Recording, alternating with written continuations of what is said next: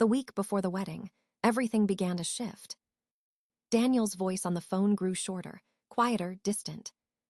He blamed work, said investors were pressuring him again. Amelia laughed it off, told herself stress made him strange. But inside, a quiet unease started to grow. His goodnight texts stopped coming. He no longer called before bed like he always did. Her friends said it was normal, pre-wedding nerves. She wanted to believe that. She wanted to believe in him. But something cold began to move beneath her ribs. Lillian, her younger sister, had also gone quiet. Missed calls, unanswered messages, vague excuses. In a meeting we'll call later, she'd write, then never did. Amelia brushed it off as work too. Lillian had always been ambitious, always chasing deadlines. Still, a strange pattern formed between the two people she loved most. Distance, silence, disappearing at the same time. One night, Amelia sat in her apartment surrounded by wedding lists. Candles half burned, dress sketches scattered on the floor. Her heart thudded against her ribs as she scrolled through old photos. Daniel smiling, his hand around her waist. Lillian laughing beside them, her head tilted close. The image twisted in her mind, reshaping itself into doubt. She shut her phone, angry at her imagination. Daniel loved her, Lillian loved her. Family and faith, those were constants. Still, the silence was too loud to ignore. On Wednesday, Amelia visited the boutique for her final fitting. The seamstress smiled, asked if the groom was excited. Amelia forced a laugh, lied with ease she didn't know she had. More nervous than me, she said. Inside, something fractured.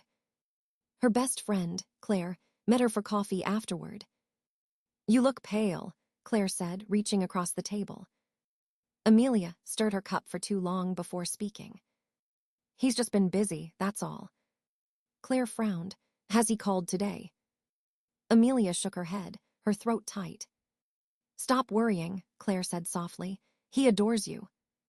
The word adores felt fragile, like glass. That night, the apartment felt too big, too still. The clock ticked louder than usual. Amelia sat on the couch, wrapped in his old sweatshirt. She typed another message.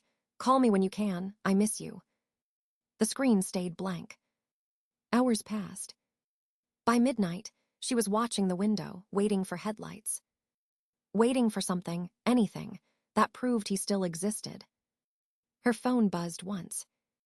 A text from Lillian. Sorry can't talk tonight, busy, will explain soon. Amelia read it 3 times. Will explain soon. The words sank like stones. Explain what? She wanted to call, to demand answers, but exhaustion won. When she finally slept, she dreamed of running down an endless corridor.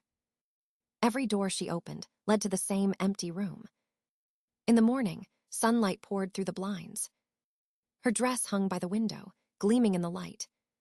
She stared at it for a long time, feeling both love and dread. 2 days left. 2 people missing. And one growing certainty that something beautiful was about to break. A week passed after the wedding that never happened. Amelia moved through days like a ghost, trapped in daylight. Her phone stayed silent, though she still checked it every hour. The pity in people's eyes hurt more than the whispers behind her back. Her mother tried to make tea, her father tried to stay calm. But silence filled their home like smoke, no one could clear. One afternoon, Amelia went to the park to breathe again. The October air was sharp, cool, honest in a way people were. She sat on a bench, clutching a cup of coffee that had gone cold. Children ran past, their laughter too bright for her broken world. Then she heard it. A laugh she knew by heart. Daniel's laugh. Her breath froze before her body turned toward the sound. Across the lake, beneath the golden leaves, 2 figures walked slowly. Daniel's arm around a woman's shoulder. Lillian. The scarf she wore fluttered like a red flag in the wind. Amelia blinked, hoping she was wrong, that her eyes betrayed her. But when the woman turned, there was no doubt. It was her sister. Daniel bent down, whispered something, and Lillian laughed again. A laugh too soft, too intimate, too familiar.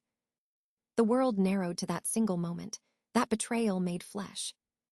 Amelia's pulse roared in her ears, drowning out the sounds of the park. The coffee slipped from her hand, splashing dark across the path. The noise made them look up. Lillian's gaze found her first. For a heartbeat, everything stopped. No excuses, no fear. Only recognition, cold and shameless.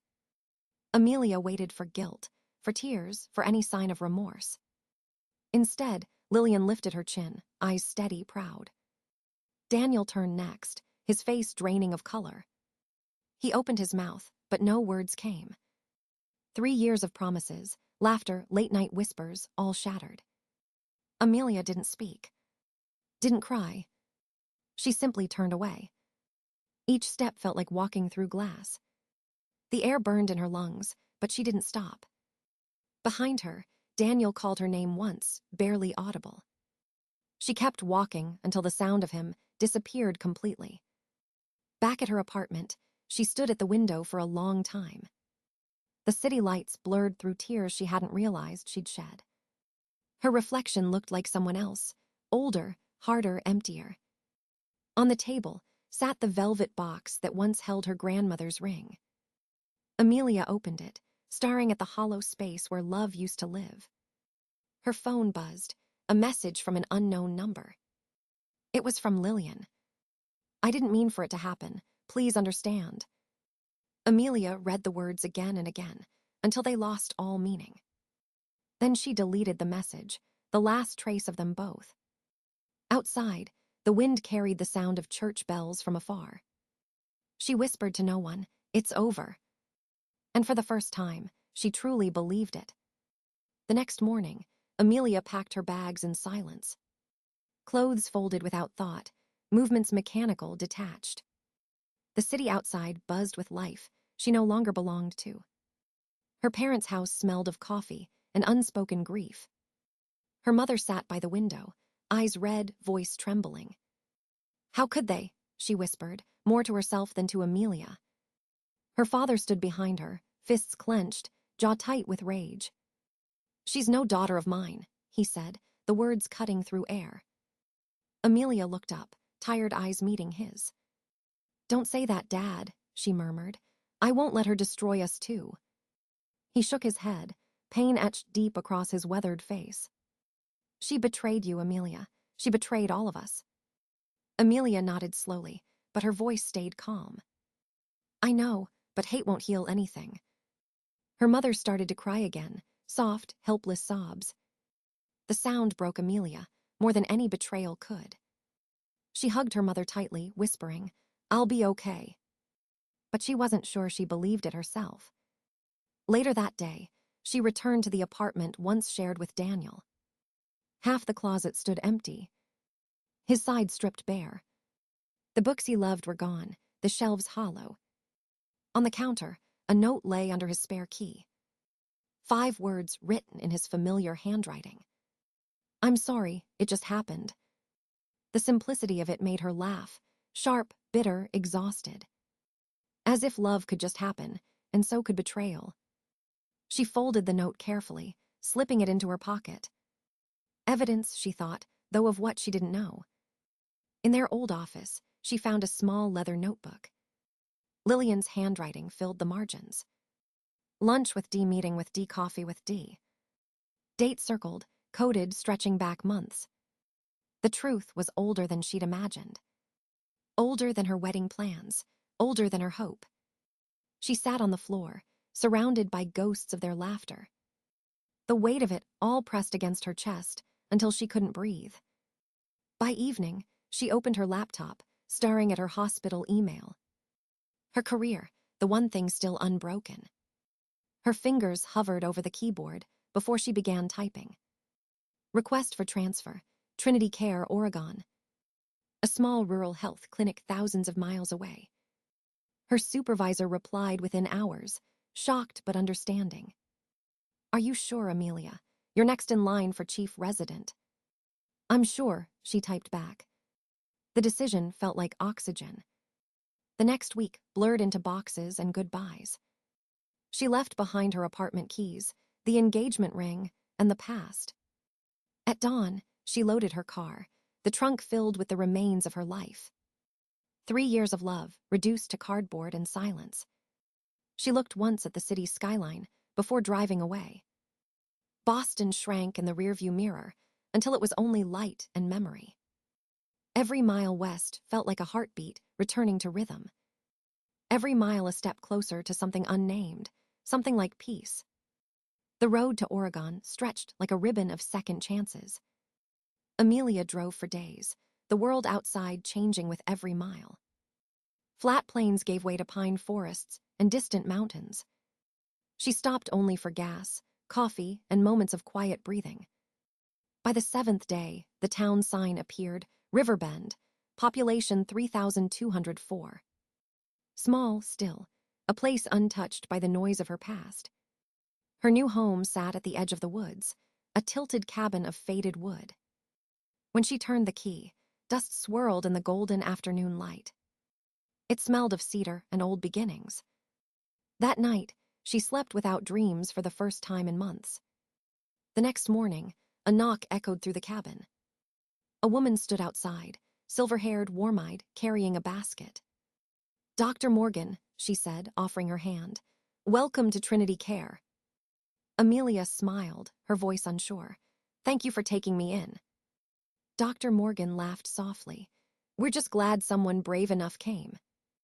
Inside the basket were muffins, still warm, and a note that read, "Welcome home." At the clinic, the walls were old, but the air felt alive. Patients greeted her with curiosity, not gossip. No one asked about her past, only about her help. Her first patient was Mrs. Gardner, a sharp-eyed woman with trembling hands. "You're the new doctor from the city," the old woman said. Amelia nodded, checking her blood pressure gently. "Boston," she answered. "I needed a change of scenery." Mrs. Gardner smiled knowingly, running from something or toward something. Amelia paused, surprised by the question. "Maybe both," she admitted. "Good," the woman said. "One direction alone never gets you far." They talked about medicine, about loss, about survival. When Amelia left, the old woman called after her. "Come for dinner Sunday. Doctors need feeding too." Amelia laughed, something she hadn't done in weeks.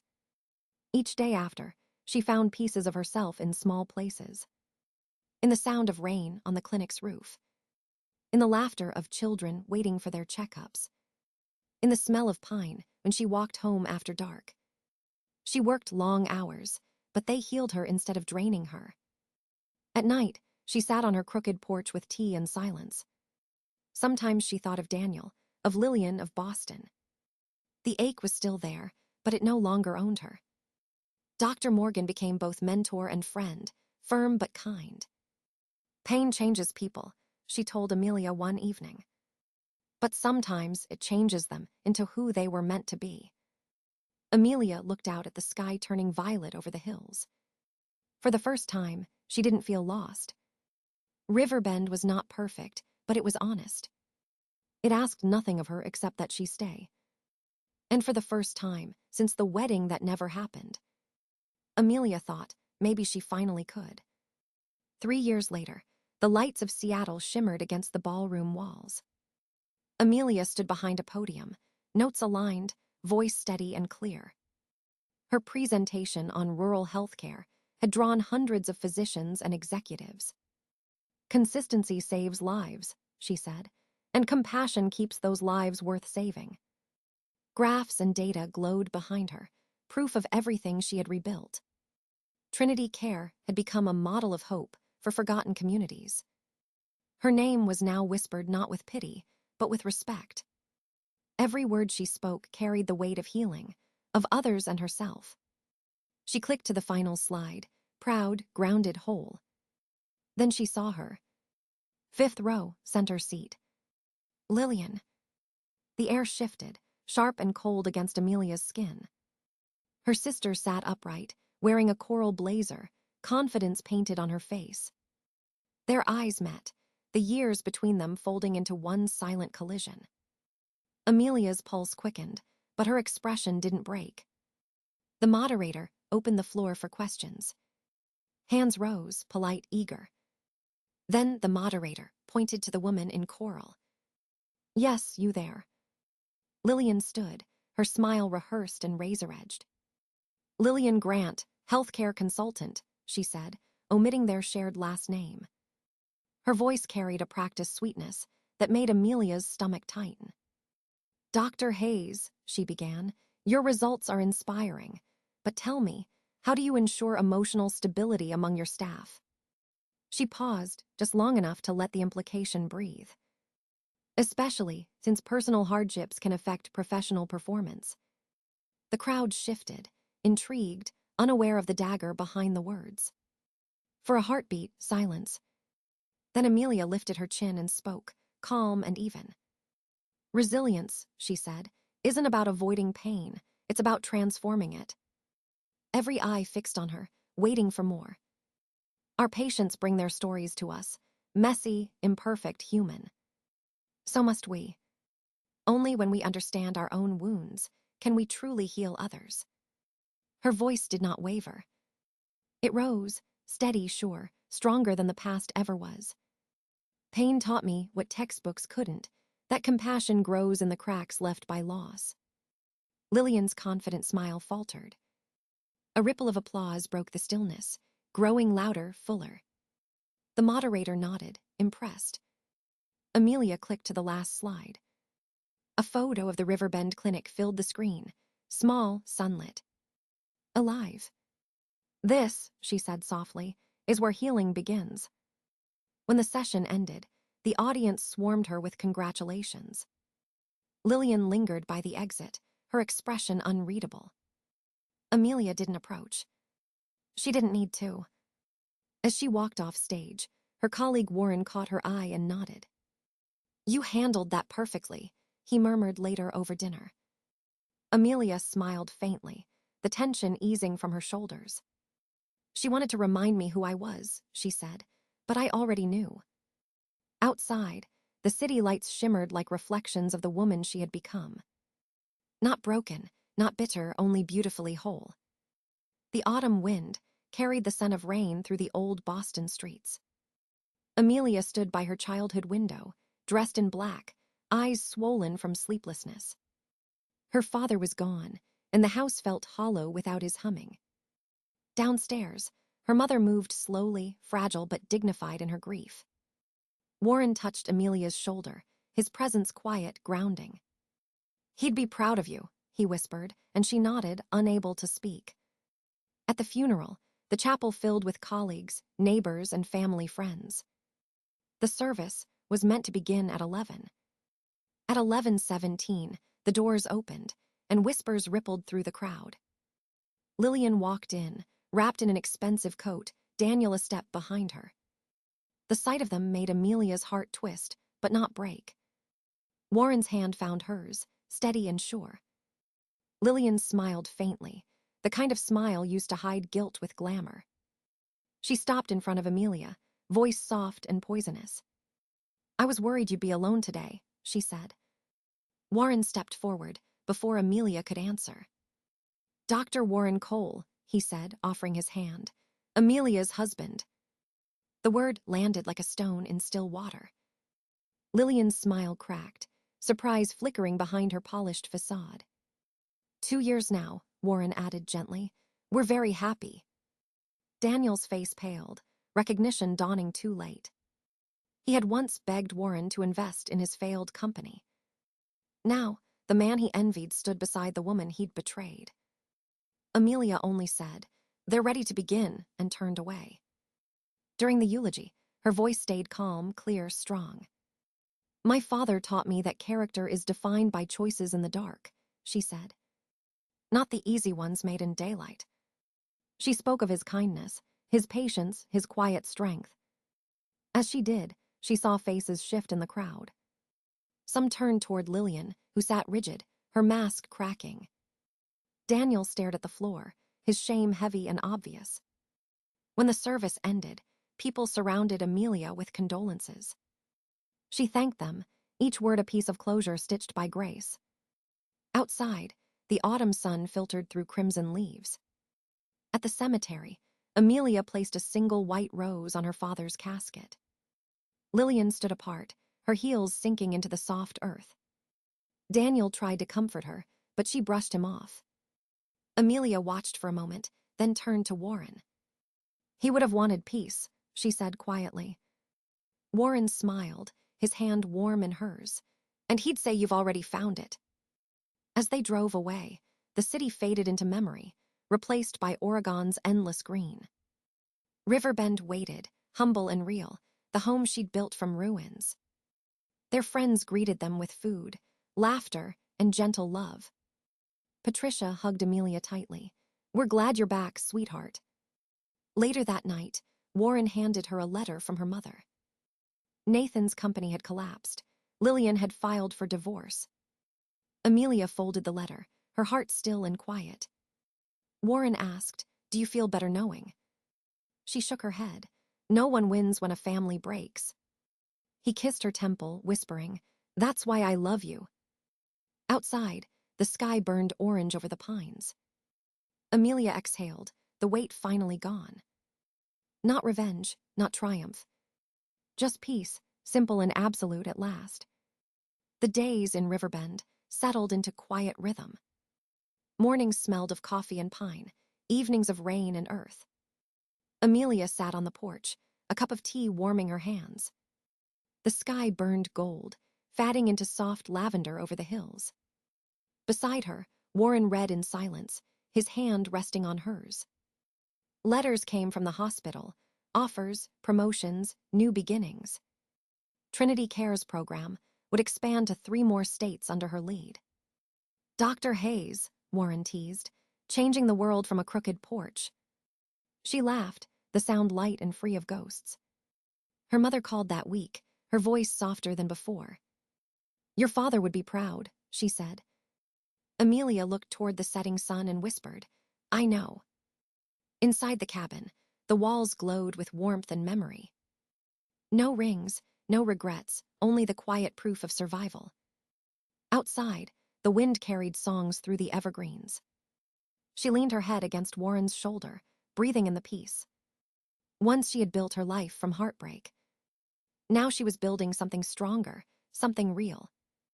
The past was no longer a wound. It was only a story she had finally finished telling.